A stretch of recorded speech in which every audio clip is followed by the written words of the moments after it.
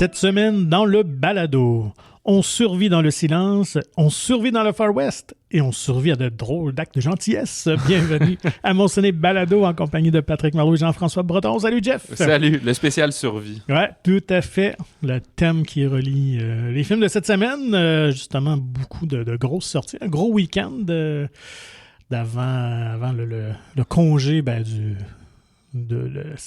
4 de juillet américain. Habituellement, on surcharge. C'est ça. Nous, c'est la Confédération, mais il n'y a pas vraiment de sortie pour ça. Non, mais tu sais, généralement, c'est ça.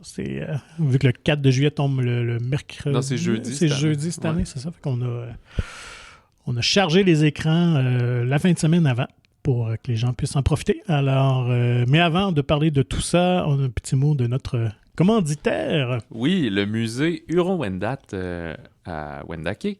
Après plus de 15 ans, le musée Huron-Wendat a inauguré sa nouvelle exposition permanente intitulée Wendat Indie, nous les Wendat. Celle-ci met de l'avant des personnages importants dans l'histoire de la nation Huron-Wendat, des porteurs de la culture Wendat. Cela permettra d'adopter un point de vue Wendat sur les thématiques importantes pour la nation, notamment la façon dont elle a assuré une continuité dans son identité à travers les époques par sa résilience active s'appuyant sur une tradition forte. Au fil d'une histoire marquée par certaines ruptures et des bouleversements majeurs, son inventivité et sa capacité d'adaptation ont rendu possible le maintien d'une culture vivante tournée vers l'avenir. Wendat Indie, nous les Wendat, est ouvert au public dès maintenant. Consultez le site web www.museehuronwendat.ca pour plus d'informations sur les heures d'ouverture et pour faire la réservation d'une visite guidée. Vous pouvez aussi retrouver le musée sur Facebook et Instagram à @museehuronwendat.com. Pas .com, juste point. C'est un @ Alors, petit tour d'actu de la semaine. Honnêtement, ça a été une semaine assez tranquille. Donc, je me lance, j'imagine. Ah oui, vas-y. Et tu commenteras selon le besoin.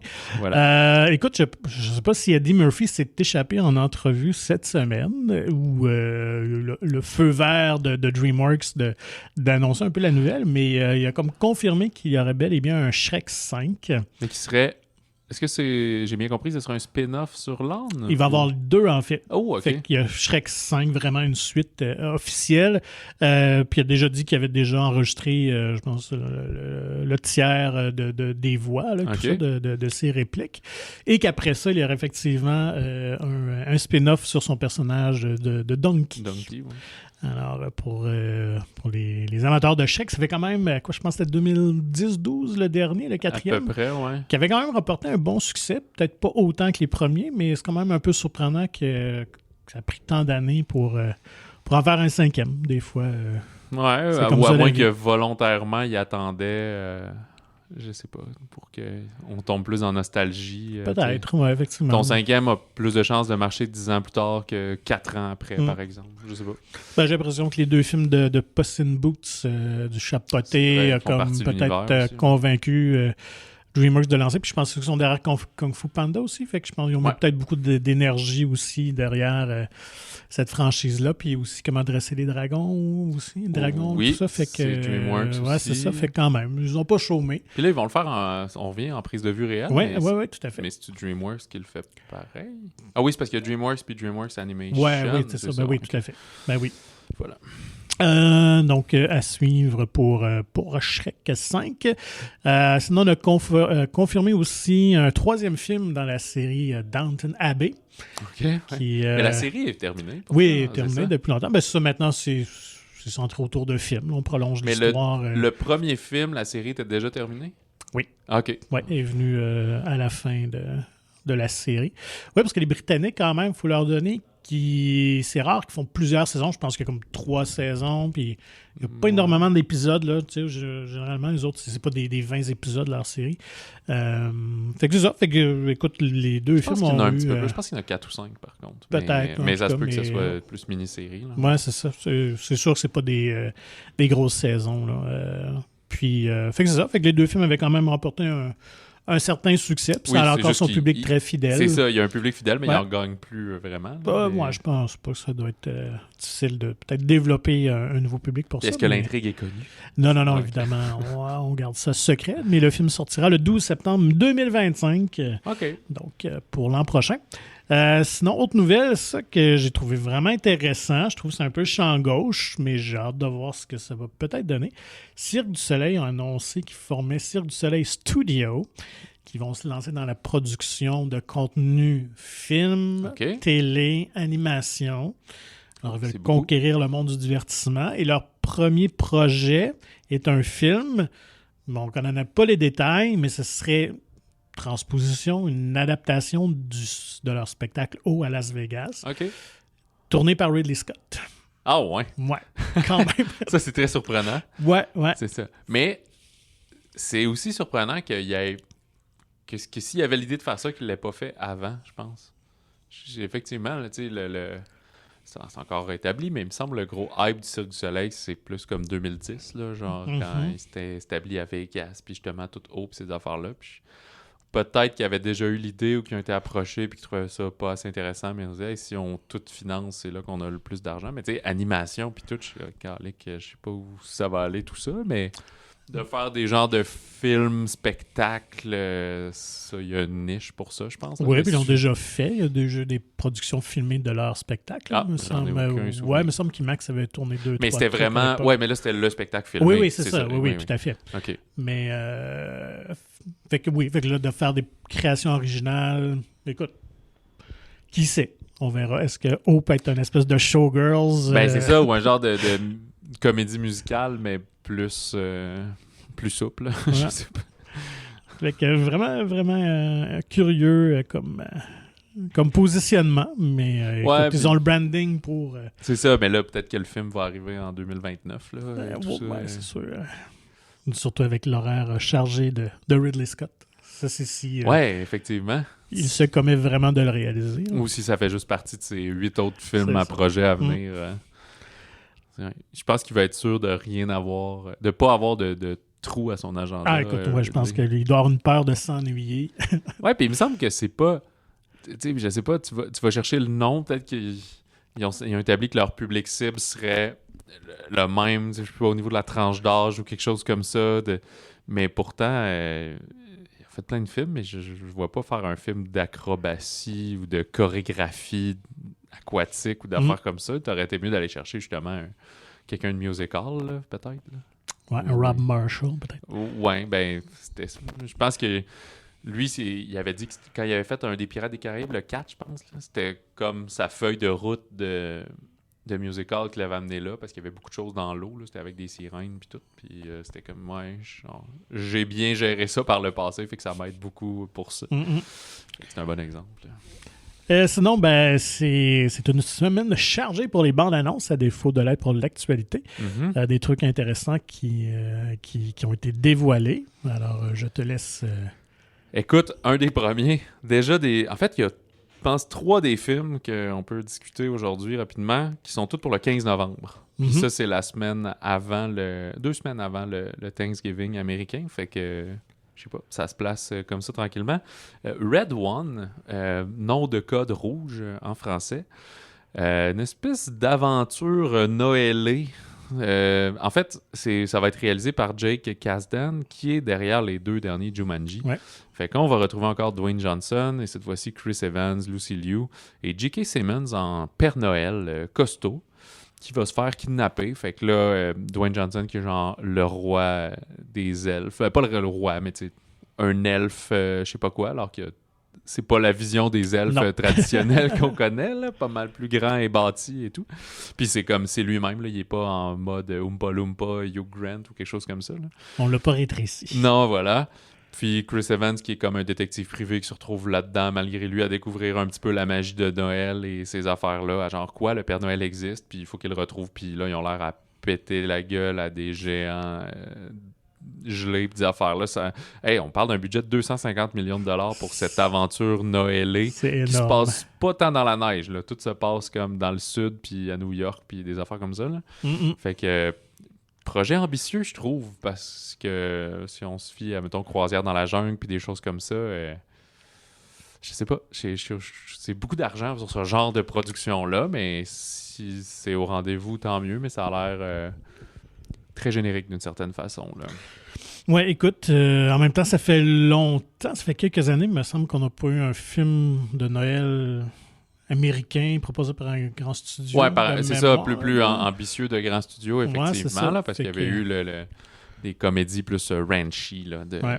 Ou le film d'action là, avec David Harbour. Ouais, là. exactement. c'est Fait que, écoute, ça va être à voir, mais effectivement, ça va être un gros week-end parce qu'il va compétitionner aussi avec le nouveau Robert Zemeckis. Ouais. Here, qui est une réunion de Forrest Gump, finalement, parce que au générique, on retrouve Tom Hanks, Robin Wright, Robert Zemeckis, évidemment, mais aussi le scénariste de Forrest Gump, Eric Roth, qui a co-scénarisé le scénario avec Zemeckis ici.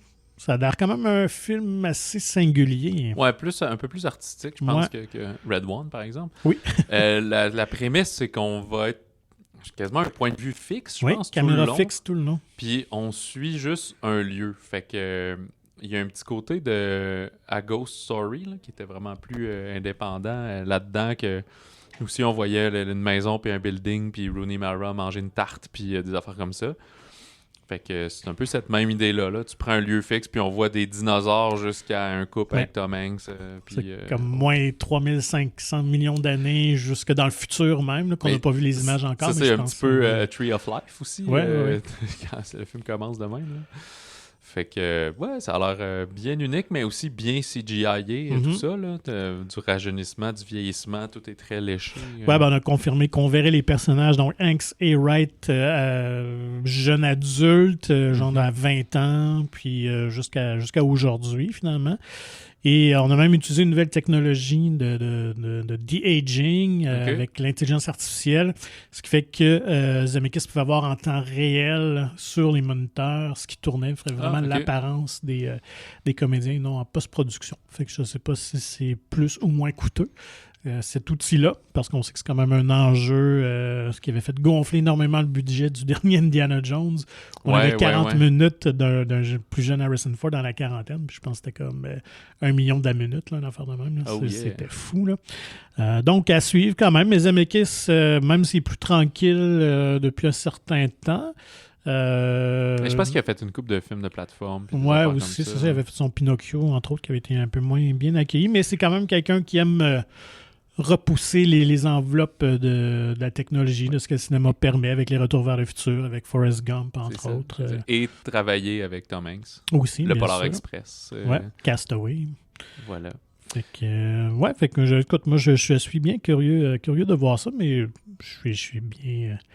d'accord pour dire que ça risque pas d'être un film hyper grand public. Là. Non, c'est ça. Puis, c'est inspiré d'une bande dessinée. Hein, oui, effectivement, c'est ça, oui. Tiré d'une bande dessinée d'un l'auteur Robert Maguire, un Américain, qui avait remporté le Fauve d'Or à Angoulême en 2016. Le score de la meilleure bande dessinée. Là. Fait que c'est quand même... ouais, c'est ça. Fait moi, ça me donne le goût probablement d'aller lire ça, que je ne connaissais pas d'ailleurs. Parfait. Et autre film, je ne sais pas si tu l'as vu, le 15 novembre, Heretic. Non, je l'ai vu passer, mais j'ai oublié d'aller le voir. Des studios A24, film d'horreur de nos amis chez A24, qui met en vedette Hugh Grant, mais aussi Sophie Thatcher, là, qui est dans Yellow Jackets. Ouais. Puis Chloé East, que je connais moins. Fait que c'est comme deux jeunes qui viennent, qui font du porte-à-porte, deux jeunes, genre 19 ans, 20 ans, là, qui font du porte-à-porte. C'est comme des mormons un peu. Ouais, c'est ça, religieux. Puis là, Hugh Grant répond, puis il dit « Ah ben oui, je suis intéressé d'en savoir plus, mais finalement, il va les faire prisonnières puis les envoyer dans une espèce de labyrinthe géant dans sa maison, en référence à genre à quel point tes croyances sont fortes, puis des affaires comme ça. » Fait qu'il va tester pseudo-décadence, là, mais juste avec... C'est un genre de huis clos, mais dans un grand labyrinthe dans sa maison avec juste ces trois personnages-là. Mais qui écrit et réalise, c'est nos amis Scott Beck et Brian Woods, qui récemment ont fait 65, 65, qui a été plus ou moins bien reçu, mais avaient écrit le premier Quiet Place, et qu'on parle d'un autre Quiet Place tantôt. Fait que, bref. Fait que là, ça, c'est 3 films qui sortent le 15 novembre. Ouais. Fait que, mais 3 publics très différents. Un très famille, puis un horreur. Ouais. Sinon, un mois plus tard, le jour de Noël, comme un beau cadeau sanglant sous le sapin, Nosferatu de Robert Eggers, donc une nouvelle vision du fameux ultime vampire de Nosferatu. Avec En fait, c'est un remake du film allemand des années 20, de Nosferatu, qui était lui-même une espèce de knock-off du roman de Bram Stoker, Dracula. Ouais, c'est ça. Fait que c'est pour ça que je suis comme dans tout ce mythe, mais okay, j'avais oublié que c'était... C'est ça. C'est vraiment une adaptation non officielle. En fait, il trafique quelques trucs du roman de Dracula, et ça avait été fait pour ne pas payer de droits, finalement. OK. Puis j'allais lire un petit peu. Et les ayants droit de Bram Stoker avaient poursuivi les producteurs du film de Nosferatu, puis ils avaient gagné leur procès. Fait que les copies devaient être détruites, mais quelques copies ont survécu. Puis c'est comme ça que le film est devenu comme un classique culte, s'est retrouvé dans des cinémathèques, des trucs comme ça au fil des ans. Fait qu'il y a quelques copies qui perdurent, mais ouais, finalement, c'est quand même assez curieux que, écoute, même dans ce temps-là, on faisait des trucs. Fait que, bref, Robert Eggers nous fait ça avec une panoplie d'acteurs, d'Aaron Taylor Johnson. Bill Skarsgård, c'est lui qui fait Nosferatu, je pense. Oui, c'est ça. Ouais. Willem Dafoe, dans un film weird en noir et blanc, c'est important. Il fait l'espèce de Van Helsing. Nicholas Hoult, Lily Rose Depp, plein de monde comme ça. J'ai comme un blanc, je mélange tout. Robert Eggers, c'est lui qui a fait Northman, puis The Witch, puis Lighthouse. Fait que oui, il tourne avec un peu sa troupe maintenant. Même Anya Taylor-Joy devait jouer dans le film, puis elle a été remplacée par Lily Rose Depp. Ah, je pensais par Aaron Taylor Johnson, qui ont les mêmes initiales. Ben oui, ça aurait bien passé. ATG. Donc, fait qu'il aime ça tourner avec ses visages connus, ça clique. Une genre de contre-programmation de sortir ça le 25 décembre pour tous ceux que les films de Noël et familiaux et autres n'intéresseront pas. Il y aura... connaissant Eggers, c'est sûr qu'esthétiquement, ça devrait être super intéressant à voir. Visuellement, c'est très beau. On nous cache évidemment Dracula. Probablement qu'on va le montrer dans une prochaine bande-annonce. Lily Rose Depp, une comédienne que j'aime beaucoup. Je trouve qu'elle a beaucoup de talent, évidemment, la fille de Johnny Depp et de Vanessa Paradis, il faut le souligner. Mais qu'est-ce que ça va porter de plus au monde de Dracula? On verra bien. C'est un remake, c'est une nouvelle vision contemporaine de ce truc. Là, je n'ai pas noté d'autres. Moi, je vais y aller avec un film plus près de chez nous, qui va être dans la thématique de Noël. On a eu droit à une pré-bande-annonce, un petit teaser. C'est Le Cyclone de Noël, évidemment. Le film tiré de la série L'Œil du Cyclone, qui connaît un très grand succès sur Radio-Canada avec Christine Beaulieu. Alors, on a décidé de tourner un film qui porte sur la période des fêtes. Ouais, la préparation à Noël et tout. On l'avait annoncé là, que le tournage commençait en mai, avril-mai. Ça s'est fait très rapidement. Fait que là, ça ne nous dit rien sur le film, mais ça nous montre sur juste... c'est un petit teaser de 50 secondes pour mettre devant les écrans et tout. On voit la famille qui veulent prendre une photo. Puis tout le monde en ugly sweater. Là, ça ne fonctionne pas, c'est plus difficile. Alors, c'est juste pour une petite mise en bouche. Mais ça reste d'être fort sympathique quand même. Moi, c'est une série que j'aime bien. Fait que, à suivre. Ouais, je suis pas sûr que je vais être capable de écouter toute la série avant de...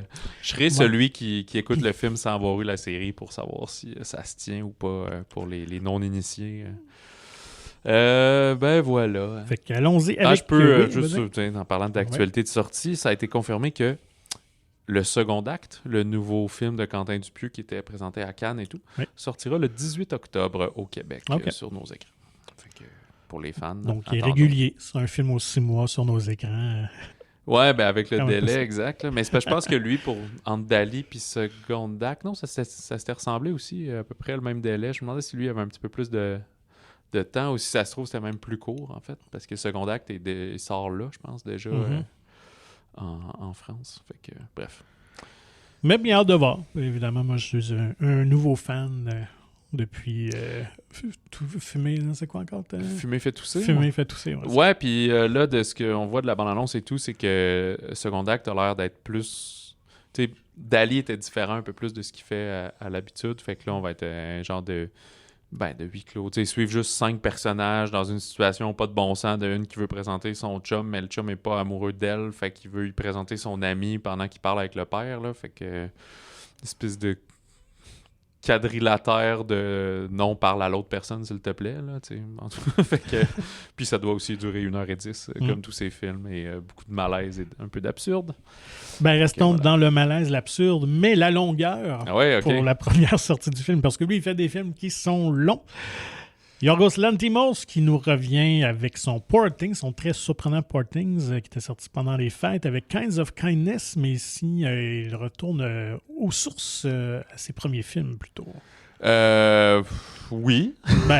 C'est son scénariste de Lobster et tout ça. Fait que, on est ailleurs que de Favorite puis Portings. Là, oui, c'est ça, exactement. On est peut-être moins grand public, entre guillemets. Oui. The Favorite était vraiment le public le plus large. Ouais. Portings est un petit peu plus serré, mais une histoire qui coulait. On était dans un conte fantaisiste aussi. On était à l'égard esthétiquement de ces autres films. Ouais, c'est ça. Puis un film très drôle là, dans sa façon. Kinds of Kindness, que vous pouvez peut-être voir titré comme Sorte de gentillesse, mais qui est juste disponible soit en anglais ou sous-titré en français. On en avait parlé un peu déjà. Le film avait été présenté à Cannes. Jesse Plemons a gagné la palme... il appelle ça les palmes? Palme d'or, mais les autres palmes du meilleur acteur, je pense. On retrouve aussi Emma Stone, Willem Dafoe et Margaret Qualley, qui tous trois étaient dans Porting, justement. Hong Cho, Mamoudou Ati et autres. Le film Kinds of Kindness, c'est 3 moyens-métrages de 50-55 minutes qui vont nous faire un programme complet de 2h45 qui sont liés par un personnage secondaire, mais sinon, il faut juste comprendre qu'à chaque fois, Plemons, Stone, Dafoe refont des personnages complètement différents, ou des fois, certains plus lead, des fois l'autre est plus en retrait dans certaines histoires. Donc, on retrouve dans chacune des 3 histoires les mêmes comédiens, mais dans des rôles différents. Exactement, c'est ça. Il y en a un où c'est Plemons qui va essayer, disons, de reprendre contrôle de sa vie parce qu'il est pas mal plus dirigé par son boss qui est joué par Dafoe. Dans le deuxième sketch, qui est un policier dont son épouse, jouée par Emma Stone, a disparu. Mais lorsqu'elle revient, il la reconnaît plus du tout. Il pense que c'est pas vraiment elle, puis que c'est, je sais pas, une créature ou quelque chose d'autre qui l'imite, si on veut. Et finalement, dans le troisième, c'est plus Stone qui est en vedette, qui sont dans une espèce de secte à la recherche de leur élu, mettons, là, qui serait une jumelle dont la sœur est morte et qui aurait une espèce de pouvoir qui pourrait ramener les gens à la vie. Fait que une espèce de cultisme contemporain dans tout ça. Je pense que on regardait, tout a été tourné en Nouvelle-Orléans. Oui. Il a l'air de faire chaud et humide un peu à chaque fois. Là, ouais. Écoute, on peut aller un peu dans nos appréciations là-dedans. Je trouve que c'est... Moi, je l'ai trouvé quand même très captivant, très facile à suivre. C'est juste que de base, c'est une espèce d'idée de... C'est pas des courts-métrages, parce que comme 50 minutes, ça peut être plus austère, l'espèce de 3 mini-histoires. Drôle par moment, mais moins forte en humour que justement Portings ou The Favorite, comme on vient de dire. Là. C'est plus mystérieux. T'sais, on est presque dans aux frontières du réel ou le Twin Peaks, là, un peu. Que de la misère à le comparer à Twin Peaks parce que ça, je les ai pas vus, fait que je veux pas trop mouiller là-dedans, mais il y a quelque chose d'un peu lynchien, peut-être. Oui, tout à fait. Mulholland Drive, tout ce côté-là. Là, parce qu'on flirte avec... Le film est 16 ans et plus ici. Il y a comme quand même plusieurs passages sexuels, la nudité, on va un petit peu dans le body horror, là, limite Cronenberg à certains moments, sans dire que c'est un film d'horreur ou c'est même dur le grand genre de ce film-là. Je dirais que c'est un drame, là, mais comédie noire. C'est un Yorgos, là, moment, ouais, c'est ça. Comédie noire, pas aussi drôle, je trouve, qu'un Cohen, là, mais moi, j'ai vraiment aimé ça. C'est mon genre de folie, je le dis souvent, là, le film indépendant américain et tout, j'adore ça. Emma Stone, es-tu coproductrice là-dessus? Non, pas sur cette fois-ci. Ouais, toi, t'en as pensé quoi? Écoute, moi, je vais prévenir d'emblée nos auditeurs que c'est un film vraiment pour un public cinéphile averti. C'est vraiment une lubie de réalisateur. Là. Ouais, c'est pas un exercice de pleaser, style. Là, non, vraiment pas. C'est un trip de gang aussi, oui, je pense. Oui, je pense qu'ils sont dit probablement pendant le tournage de Portings. Ça serait cool de faire un petit film pas trop compliqué à faire, puis est allé écrire ça une fin de semaine. Puis, fait qu'il faut pas chercher un sens au film, il y en a pas.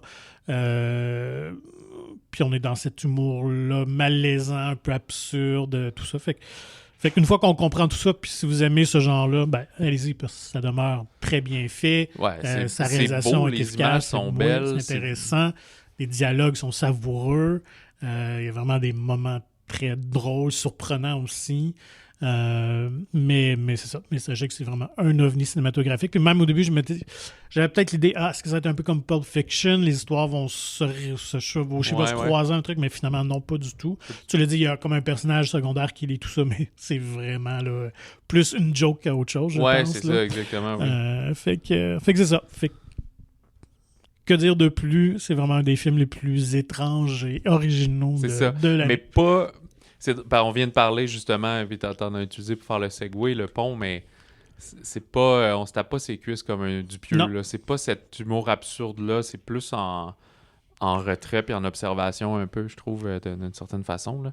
Fait que, mais moi, je l'ai pas trouvé trop non plus austère, le film. Là. Non. Je pense qu'on peut... C'est facile d'embarquer dedans puis d'avoir une sympathie pour ces personnages-là. T'sais. Fait que... Mais... Ouais, puis c'est pas non plus comme une farce c'est des imbéciles heureux ou quoi que ce soit. Là, je sais pas, on est dans une espèce un léger weird, là, mettons. Oui, tout à fait, oui. Puis qui nous donne pas les clés. Fait qu'après ça, c'est sûr, ça, c'est déconcertant. Mais si vous êtes prêt à embarquer dans ce trip-là, allez-y. Allons complètement ailleurs avec A Quiet Place Day One. Oui, comment tout ça a commencé. Cette fois-ci, c'est Michael Sarnowski. On avait discuté avant. Lui qui a réalisé Pig, entre autres, justement, dans les très bons films de genre 2021, peut-être.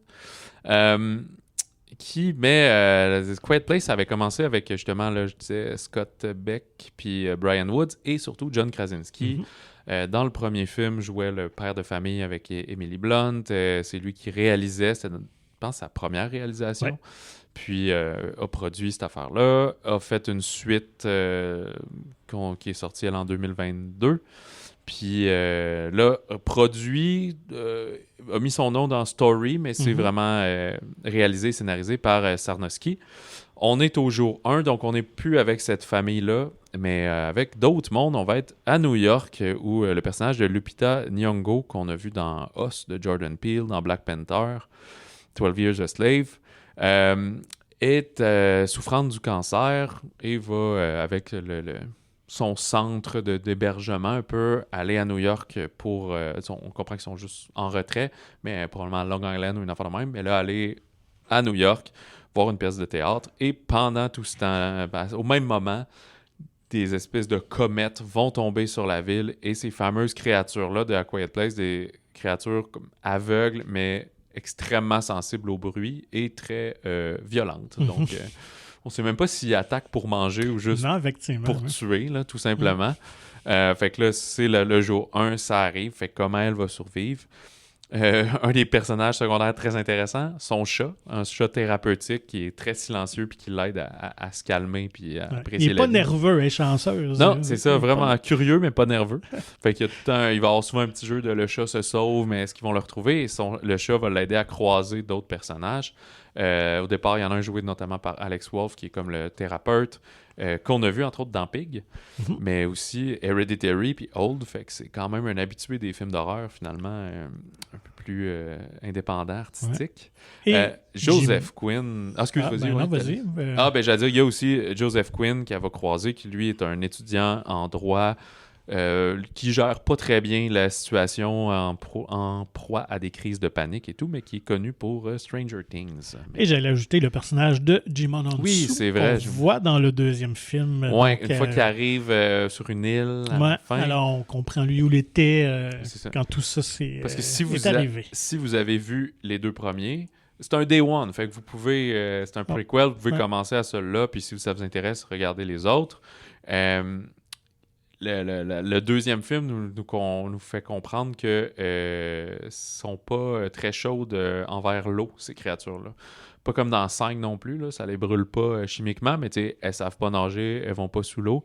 Fait que rapidement, il y a l'idée, comme là, à New York, de dire « OK, on fait péter tous les ponts, puis on encercle ça. » Sauf que là, c'est juste ma parenthèse. Le film original, ça se situe pas du tout à New York, là, sont en banlieue, puis... même dans, je pense, comme au Colorado. Oui, c'est ça, c'est comme complètement ailleurs aux États-Unis. Puis il y en a, fait que c'est comme si dans le Day One, il y a l'espèce de prémisse de genre, ça attaque juste New York, mais on le sait que c'est pas juste New York. Non, mais à un moment donné, il y a comme un globe avec toutes sortes de collants où ils ont attaqué. Ça, exact. On voit qu'ils ont... dans les grandes villes, principalement, de ce qu'on Je peut comprends. comprendre. Ouais. C'est juste parce que je me dis, pourquoi est-ce que comme c'est pas un gros spoiler, là, ça arrive tout de suite, ils font comme péter tous les ponts, là. Ouais. Fait que c'est comme s'il y a une décision de dire on va les emprisonner là parce qu'ils aiment pas l'eau, mais en même temps, il y en a plein dans d'autres États, ça. partout ailleurs. Fait que c'est un peu. En tout cas, Ouais. bref, c'est des C'est comme ça qu'on gère New Peut-être York. que le prochain film sera les stratégies militaires à l'approche de tout ça. T'sais.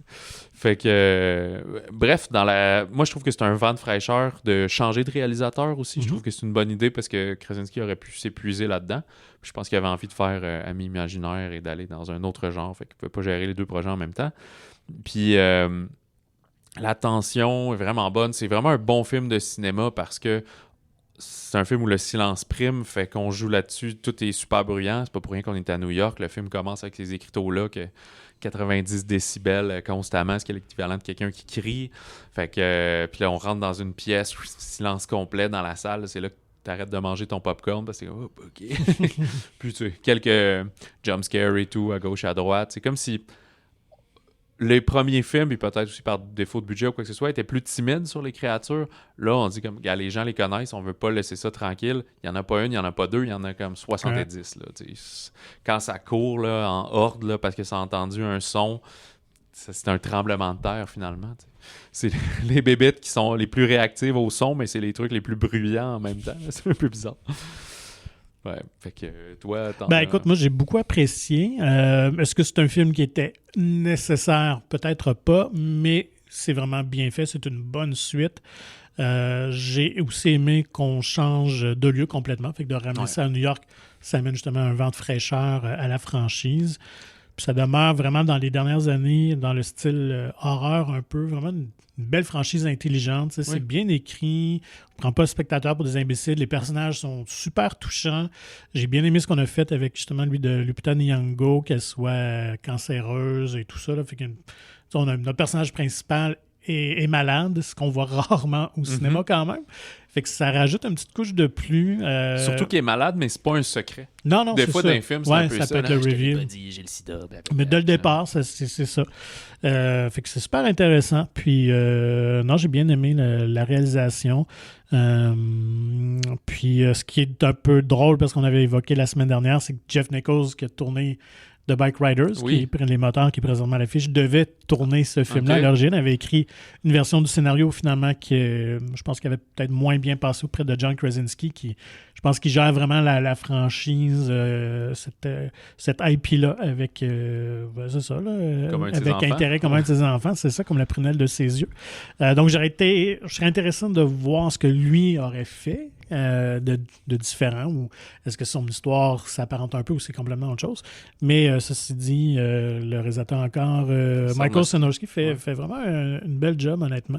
Fait qu'il y a des très bons moments de tension, puis ça demeure encore déstabilisant, même si c'est le troisième film, de ces nombreux silences, parce qu'on n'est pas habitué au cinéma, on va au cinéma pour le son et tout ça, puis fait que là, pendant de longs moments, t'entends rien, pratiquement pas de dialogue ou chuchote, ça déstabilise encore, mais c'est le fun. Oui, puis c'est un moins de texte à mémoriser pour les comédiens, mais quasiment plus dur à livrer parce que t'as tout pas... est dans les yeux. C'est ça, ce que tu veux démontrer, il est juste dans le non-dit, puis il communique pas en langage des signes. Là. Ils le connaissent pas. Fait que c'est ça, t'as des réactions en silence, de la peur, de la panique, un rush d'adrénaline, mais tout ça en silence.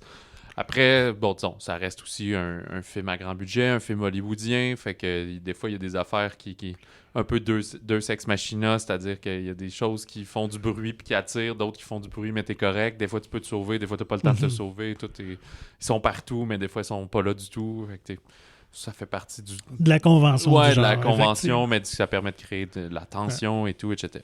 Fait que... Mais au niveau des effets, tu l'as dit aussi, ce qui est intéressant en lisant un peu sur la production du film, c'est que ça n'a pas été tourné à New York, mais dans des studios en Angleterre. Okay. Ils ont construit 4 blocs de New York, de Manhattan, sur 3-4 étages, les édifices. Ça, évidemment, c'est juste des devantures, là, à part quelques intérieurs, et ça ne paraît vraiment pas. On a vraiment l'impression d'être là. Puis j'ai l'impression qu'il doit y avoir des écrans verts là, pour les effets de fond, puis toute profondeur de champ, puis rajouter ça de manière numérique, là, parce qu'évidemment, on ne pouvait pas construire si loin. Mais Fait qu'au niveau de la DA, c'est quand même un très bon boulot. Puis, fun fact, Lupita Nyong'o, elle avait une phobie des chats avant le tournage. Une phobie des chats? C'est intense, ça. Ouais, puis elle avait même demandé au réalisateur si c'était possible d'avoir un autre animal. Mais ils ont vraiment... Ouais, je sais pas. Ils ont vraiment insisté. Donc, elle est allée en thérapie pour guérir ça avant le tournage. Elle est allée en thérapie pour pouvoir tourner avec un chat thérapeutique, finalement. C'est quand même drôle. C'est ironique. Vraiment, vraiment. Mais c'est un peu de lettre d'amour au chat, finalement, le film, d'une certaine manière. Là. Parce que... Mais c'est comme l'animal parfait pour ça, parce que c'est un animal qui est capable d'être silencieux. Là. Je sais peut-être qu'il y en a que chez eux, vous avez un chat qui miaule non-stop et qui miaule fort, mais il y en a aussi qui sont très calmes, contrairement, mettons, à des chiens. Puis ça prenait aussi l'agilité féline, puis le fait qu'on n'entend pas un chat marcher, puis des choses comme ça. Fait que il y a ce côté-là. Mais oui, il y a une certaine lettre d'amour à tout ça. Puis je notais, je trouvais ça un peu drôle parce qu'on avait Inside Out il y a 2 semaines. Puis Inside Out 2 où l'anxiété, la nouvelle émotion. Puis alors que dans le premier, les films originaux de Quiet Place, les 2 premiers, mettons, c'est plus comme la survie de la famille et tout, mais là, les crises de panique puis justement l'anxiété sont un petit peu plus au cœur des individus, si on veut, que même si les autres, il y avait des situations stressantes, c'était plus comme « je veux pas mourir », l'autre, c'est ici, il y a quasiment genre... J'ai tellement peur que je fige puis je sais pas quoi faire. Tu sais. Ça veut dire que Quiet Place aussi, le premier se déroulait comme 1 année et demie, 2 ans après les événements. Oui, c'est ça. Fait que, ils étaient déjà... le film commence, ils sont déjà dans leur univers installés dans leur survie, alors que là, eux autres n'ont aucune idée qu'est-ce qui se passe, qu'est-ce qui arrive. Rapidement, tu comprends qu'il faut pas que tu fasses de bruit. Là. Ouais. Mais la séquence où ça tombe, ça pète, puis qu'elle est dans une espèce de fumée partout à cause des cratères d'exploser, de... je sais pas, poussière de béton et tout partout. Là. C'est vraiment impressionnant, cette affaire-là. Là. Puis... moi, ça me rappelait beaucoup Cloverfield. Oui, moins caméra à l'épaule. Oui, non, c'est ça, mais cet aspect-là que la ville est attaquée comme ça, puis tout explose, puis dans la poussière, tu sais pas ce qui se passe. Puis... Fait que, très, très bel job à ce niveau-là. Donc, si vous êtes amateur des 2 premiers, allez-y. Oui, c'est ça. Aurez comme beaucoup tu dis, de plaisir. Est-ce que c'était nécessaire? Non, mais est-ce que ça vient ternir la franchise? Absolument pas. C'est une belle continuité à tout ça. Fait que, puis je pense qu'il y a encore même de la place pour aller plus loin puis amener d'autres choses. Ça pourrait être vraiment intéressant. Quitte à aller dans d'autres pays, puis ça aussi, ça pourrait être super intéressant. Tout à fait, oui, c'est vrai. Fait que oui, c'est une franchise, comme tu dis, Krasinski fait bien de la tenir serrée pour pas trop la laisser aller ou se mettre à faire un film par année, mais tu sais, s'ils sont aux 3-4 ans puis que tu te permets d'essayer des choses différentes, quand ils vont venir au Canada, là, au froid, là... Attaquer le château Frontenac. Toi, t'es à Québec directement. Montréal, c'est une île, fait qu'ils pourraient détruire les ponts aussi. Certains diraient qu'ils se détruisent déjà d'eux-mêmes, les ponts, mais voilà. Hein.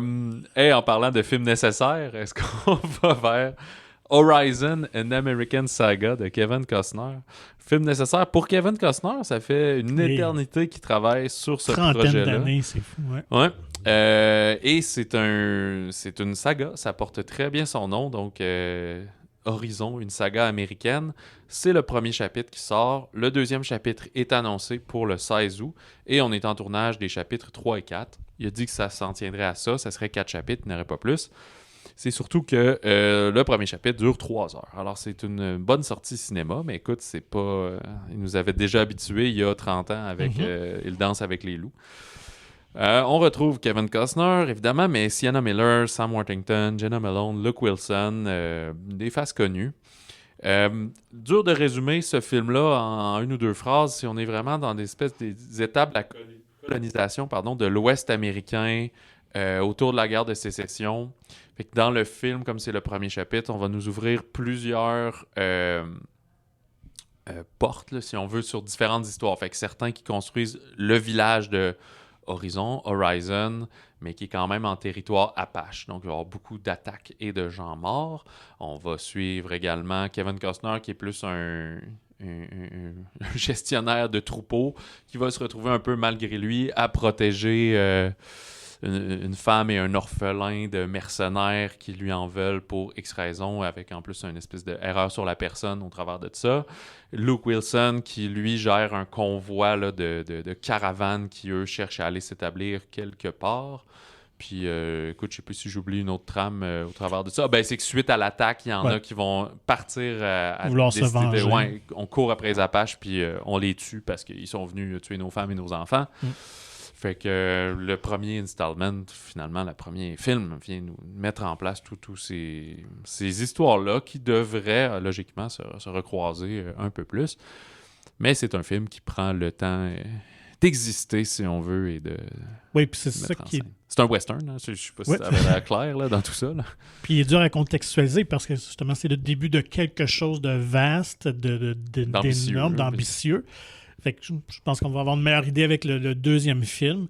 Ceci dit, Kevin Costner est tellement associé au western, fait que c'est quand même sympathique de le revoir dans ses films de prédilection, même si... Mais il n'y en a pas fait tant que ça. Il y en a fait plus que d'autres. C'est plus marquant, c'est ça. Il n'y en a pas fait une tonne, mais chaque film a été marquant. Silverado, qui était son grand break au milieu des années 80, Danse avec les loups. Après ça, il y a eu Wyatt Earp, Open Range, qui est son dernier western, qui remonte quand même en 2003. Et c'est le dernier film qu'il avait réalisé aussi, fait qu'il n'a pas réalisé d'autres films depuis ce temps-là. Puis je pensais qu'il en avait tourné plus que ça. Ben, je sais que Postman, c'était pas très bon, mais je pensais que c'était après Open Range. C'était entre les deux, entre Danse avec les loups puis Open Range. Fait 97, je pense. Ben, après Waterworld, oui, mais qu'il n'avait pas réalisé. Ouais, mais Waterworld, c'est comme pas clair. Ouais, c'est ça. Ben, je pense qu'il a tourné quelques petits trucs. À un moment donné, il n'a plus le contrôle du film. Là, ça, mais c'est pas son nom sur la réalisation. Effectivement. Donc, fait que c'est ça. Fait qu'il est né pour être cowboy. Il incarne si bien. Fait que c'est ça. Fait que c'est assez ambitieux, c'est assez vaste. Fait que si vous aimez le genre western... attelez-vous à être assis. Attelez-vous, en selle. Longtemps sur votre banc de cinéma. C'est dur de dire si ça va être un film, un projet grand. Ben, c'est un projet grandiose au sens où c'est de grande ampleur, mais le film nous tient en haleine, mais pas tant que ça. Ils nous tiennent plus en haleine parce qu'il commence des histoires. Fait que le film 1, le chapitre 1, se tient pas en soi tout seul. Non, c'est ça. Si vous allez voir le 1, c'est qu'il y a un certain intérêt à aller voir 2, puis 3, puis 4, puis voir tout ce qui va se passer avec ça. Parce que, autrement, c'est pas... Tu sais, quand je pense, mettons, à la trilogie de Sergio Leone, là, du Poignée de Fistful of Dollars, puis cette affaire-là, ils les ont reliés parce que c'est comme une fausse trilogie, mais tous les films se tiennent. Ben là, c'est comme... c'est à peu près comme juste aller voir Le Seigneur des Anneaux première partie. Oui. C'est pas fini pendant toute cette histoire-là. Fait que c'est un peu le même aspect. Tout à fait. Bien que j'ai bien apprécié la séquence du siège de la maison, à un moment donné, une famille là, qui se fait attaquer dans une maison. Ça, c'était quand même assez bien original, la façon que c'était présenté. Comment il cherche à survivre et tout ça. Fait que d'ailleurs, il y a le garçon de Kevin Costner qui joue ce personnage-là, ce jeune pré-ado qui un peu bully. Non, c'est lui qui se fait avoir. C'est lui. C'est Nate. C'est pas le. Ah, je pensais que c'était le bully. Ah, j'ai mêlé de fils. Fait que non, c'est lui qui cherche à être héroïque en quelque part. En tout cas, très près de son père. Il est assez jeune. Ouais, il doit avoir comme 15 ans, là, quelque chose comme ça. Il l'a eu tard, Kevin? Probablement avec sa deuxième femme. Oui, c'est ça. Il est à combien de femmes? Là? Au moins 3 ou 4, je pense, honnêtement. Mais il était longtemps avec... Longtemps avec sa première femme qu'il avait rencontrée, je pense, au secondaire. Okay. Je pense que c'était comme des high school sweetheart, quelque chose comme ça. Puis, c'est ça. Ça a duré une vingtaine d'années. Puis après ça, ça s'est mal terminé. OK, fait qu'il y a plusieurs enfants de plusieurs mariages. Au moins 2, j'ai l'impression. Okay. Peut-être 3 même. Fait que pour Costner, tu l'as dit, c'est vraiment un labor of love, un ouvrage de labour, je sais pas c'est quoi l'expression exacte pour dire ça. Un projet, en tout cas, qu'il caressait depuis longtemps. Puis j'étais même étonné de voir que ça avait été écrit, en tout cas, les premières lignes. Avant même qu'il tourne Danse avec les loups. Fait que, puis d'ailleurs, c'est ça, au générique, on retrouve Mark Kasdan comme, pas co-scénariste, mais comme co-concepteur à l'histoire. Et il était co-scénariste de Silverado. Donc, j'ai l'impression que c'est à ce moment-là qu'ils se sont rencontrés. Et Mark Kasdan est le frère de Lawrence Kasdan, qui a tourné Silverado, et Wyatt Earp aussi, avec Costner. Alors, tout est dans ces liens-là. Puis Kevin Costner, il faut souligner, quand même injecté 38 millions de sa propre fortune dans la production du film. Ouais, parce que le premier diptyque, là, dans le fond, il tourne à coût de 2. Il a coûté quand même 100 millions 100 millions, c'est là. ça, ouais. Fait que le reste financé par des ventes à l'international et tout ça. Donc, Studio Warner, qui distribue le film, agit vraiment comme distributeur. Eux autres, ils n'ont pas financé la production. Fait que faut y croire. Faut vraiment... Oui, c'est ça. quelque chose. Ben, ce qui est bien, c'est qu'il est déjà en tournage du 3 et 4 ou quelque chose comme ça. Fait que on va les voir au complet. Ce ne sera pas un projet inabouti. Non, ça serait été pire. Puis d'ailleurs, en entrevue, il blaguait un peu. Je pense qu'il a quand même énormément d'argent dans sa vie. Puis il disait, à un moment donné, mes enfants, leur avenir est bien assuré. Fait qu'à un moment donné, je peux me permettre d'en enlever un peu. Puis tu sais, c'est ça, d'investir dans un projet qui c'est me exactement passionne. ce que Coppola a fait pour c'est Megalopolis, quand les Scorsese aussi couraient après des grosses affaires comme ça de « Je veux faire ce film depuis toujours, j'ai jamais eu l'occasion, ben là, avant qu'il soit trop tard, je le fais, coûte que coûte. » Fait que, écoute, tant mieux pour lui. Mais il y en a certains qui disaient que c'était un projet peut-être vaniteux. Cela dit, c'est ça, absolument au sens de « je vais le faire et je vais arriver à la... » Ben, pas la fin justifie les moyens, mais plutôt juste, il faut absolument que je mette ça en place puis que ça existe. Mais son personnage, il joue toujours quand même les gentils cowboys, mais sur le premier 3 heures, comme je dis, on le voit peut-être une vingtaine de minutes. Oui, il n'est pas du tout au cœur. C'est pas lui qui est film, au centre de c'est tout, ça, exactement. Là, il est un personnage parmi d'autres, puis il ne se met pas plus en vedette non plus. Non, exactement. Non, ça va être quand même intéressant. Sinon, autre sortie de la semaine. Oui, il y a le film québécois Se fondre de Simon Lavoie. C'est un autre ovni, je pense. Oui, c'est ça. Ouais, toi, tu as eu la chance de le voir un petit peu. Ouais, c'est plus dans du film d'auteur, là, pour dire ça. Je sais qu'il y en a qui n'aiment pas l'expression, mais on n'est pas dans le grand public du tout. C'est aussi quelqu'un, Simon Lavoie, qui a vu, je pense, pour ce film-là, ce projet-là, juste comme une bourse là, de je sais plus trop quelle place, puis il a foncé, a commencé à tourner, même s'il n'était pas 100% financé. Fait que c'est plus amateur, il a dû mettre un peu de son argent là-dedans, mais pas amateur, disons plus autoproduit, autofinancé, c'est plus ça que je veux dire. On est dans un centre de détention fédérale où des prisonniers politiques québécois vont commencer à mourir les uns après les autres dans des circonstances très mystérieuses. C'est vraiment une espèce de fable politique dans tout ça, vraiment sur comme la souveraineté. On est dans une espèce de futur où il y en a presque plus des Canadiens français, des Québécois, et il y a une espèce d'histoire de science-fiction avec vraiment un genre de ver solitaire qui se promène d'un derrière à l'autre à travers les canalisations des toilettes, qui va achever les gens. Il y a de quoi aussi du cinéma muet là-dedans, c'est-à-dire que on est dans... La langue française n'existe plus, tout le monde parle anglais, mais la voix ne voulait pas mettre qu'on entende l'anglais, fait que c'est des cartons, comme du cinéma muet, il y a pas... Mais des fois, il y a des dialogues. Quand il y a des dialogues, puis où on parle à la caméra, on parle au spectateur, ben là, on s'adresse en français, mais quand il faudrait parler en anglais, c'est écrit pour ne pas encourager encore plus la langue anglaise. On va aussi, ben là, les scènes de vers solitaire, il y a quoi de Cronenberg-esque là-dedans aussi, là, n'en déplaise au cinéma canadien. Mais Simon Lavoie a même tourné dans les mêmes prisons qui avaient servi pour les ordres de Michel Brault. Il y a une séquence où on voit vraiment des pêcheurs, que c'est comme des non-acteurs, être dans la pêche à l'anguille là, vers la fin du film. Là. C'est un peu bizarre de même d'où ça sort, mais très pour la fin du monde, comment ça s'appelait, de Pierre Perrault, pour la suite du monde de Pierre Perrault, qui était avec la chasse aux marsouins, là, aux belugas. Fait que c'est vraiment une défense du nationalisme.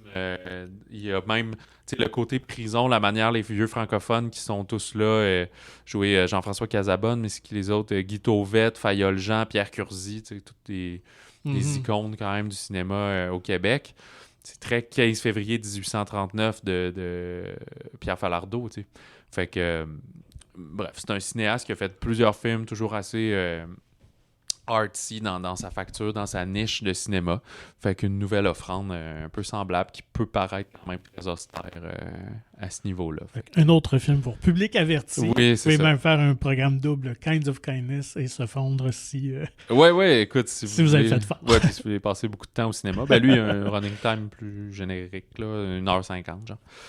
Et dans un ton beaucoup plus léger, le film français ou belge? Français, ouais. Marilyn et son juge de Jean-Pierre Améris, qui au Québec a fait notamment connu pour Les émotifs anonymes, L'homme qui rit, qui mettait en vedette Marc-André Grondin. C'est quand même son 14e film en 30 ans. Fait que c'est régulier. Très prolifique.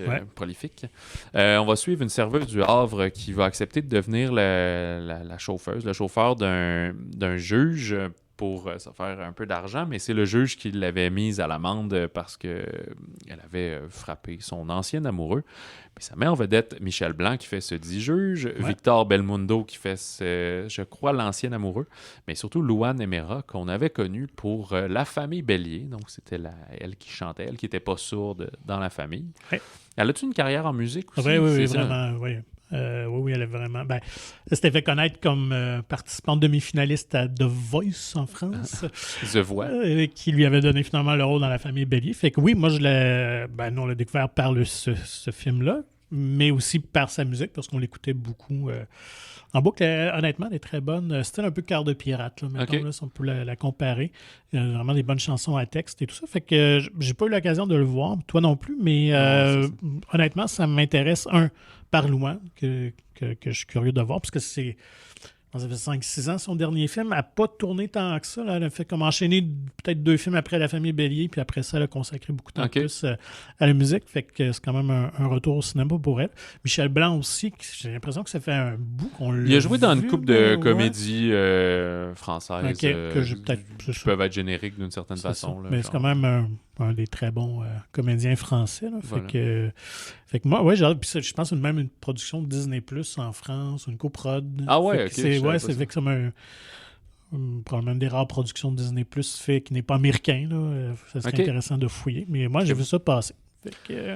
Fait que voilà. On dit vraiment, honnêtement, que les commentaires sont assez positifs. Là. Vraiment un bon feel-good. Oui, c'est ce que comédie dramatique. Là, c'est ce que ça prétend être. Oui, c'est ça. Ça s'assume pour ce que c'est. Un peu drôle, des personnages un peu colorés, mais à un moment donné, ils vont vivre des remises en question. Écoute, c'est tout pour cette semaine. C'est bien correct au niveau des sorties. Moi, je dirais, là, quand il y a beaucoup de sorties de même, là, moi, c'est quand même Kinds of Kindness, mon coup de cœur. Si jamais vous me suivez sur Letterboxd puis tout, de toute façon, ça va transparaître tout de suite. Là. C'est quand même ça, moi, mon film préf. T'as-tu ça, toi? T'as-tu été charmé ou t'es plus dans Quiet Place, toi, peut-être? Moi, je suis plus dans Quiet Place. Moi, c'est plus... peut-être. Je pense que c'est juste parce que j'attendais plus Kinds of Kindness, mais j'ai pas de mauvaise note à donner à Quiet Place non plus. Je pense que... Je pense Kinds of Kindness, j'aime vivre ça, mais c'est pas des films, honnêtement, qui m'atteignent, c'est pas un film que je vais réécouter nécessairement dans ma vie, mais je suis content de l'avoir vu, de l'avoir expérimenté.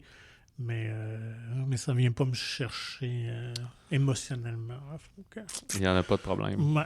Mais en parlant des films qui vont peut-être venir te chercher, il y en aura la semaine prochaine. Maxine de Ty West, qui est un des films qu'on attend beaucoup, la fin de la trilogie de Ty West avec Mia Goth d'horreur qui varie de style un peu à chaque fois. Ouais, qu'on dit déjà beaucoup de bien, les critiques sont sorties. Excellentes. Ça sort le 5 juillet. Et quelques jours avant, le 3 juillet, Détestable Moi 4, Despicable Me. Écoute, je sais même pas si... peut-être falloir que je fasse des devoirs en fin de semaine puis que j'écoute juste de ces films-là. Ou comme je dis, je serai celui qui a écouté genre le 1 il y a 15 ans et qu'il n'a pas vu. Moi, j'avoue que je préfère plus Les Mignons. Quand on est plus dans le slapstick. Ouais, moi, j'aime beaucoup ça. Mais je pense que genre le Looney Tunes un peu. Là, mais je crois qu'ils ont l'air d'être beaucoup au cœur de ce récit-là. J'ai hâte de voir. Ils font des espèces d'expériences scientifiques. On va avoir des méga mignons, en tout cas. C'est ça, là. Fait que chaotique film. Fait que c'est ça qui nous attend la semaine prochaine, peut-être autre chose, là, je sais plus, de vite de même. Fait que contactez-nous comme d'habitude au balado@monciné.ca et procurez-vous gratuitement le magazine Mon Ciné, disponible en version numérique ou physique dans votre cinéma favori de la province. Visitez le monciné.ca pour plus d'informations. Sur ce, on vous souhaite bon cinéma, bon popcorn. Et d'ailleurs, si vous mangez du popcorn en écoutant Quiet Place, je vous suggère de le manger vraiment silencieusement.